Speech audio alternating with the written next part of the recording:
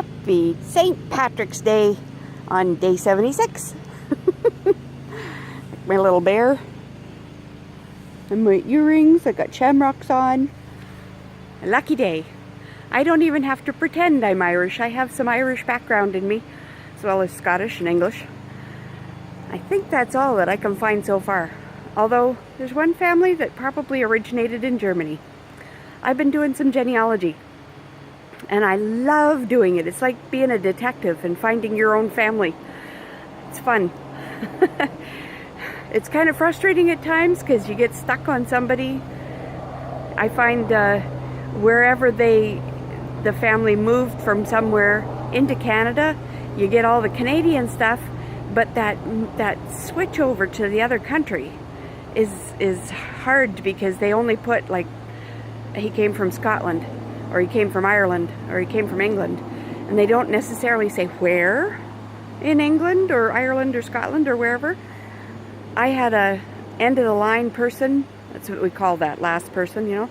His name was George Brown, and they thought he was from England. I didn't even have a birth date, so he was pretty hard to find. I actually finally found out that he came from, they lived in Connecticut for a while, that family. So I have a United States connection. So that is what I've been doing, and it's fun to find out more about my ancestors, where I've come from, pass that on to my kids and my grandkids. My poor children, they're Heinz 57s because their father was German, Russian, and Dutch, and he may possibly have some Irish in him as well, and then English, Irish, Scottish. So yeah, and it's all very interesting, looking at your past, finding your roots, learning more about where you come from and the values that your ancestors had. You know, the farmers, the seamen, the miners. I'm just trying to think of all of the occupations that I've come across. A linen weaver. Yeah, it's pretty cool. And if you find marriage certificates, then you know where they were married and what the date was and who the witnesses were. And quite often that will tell you mother and father on both bride and groom too.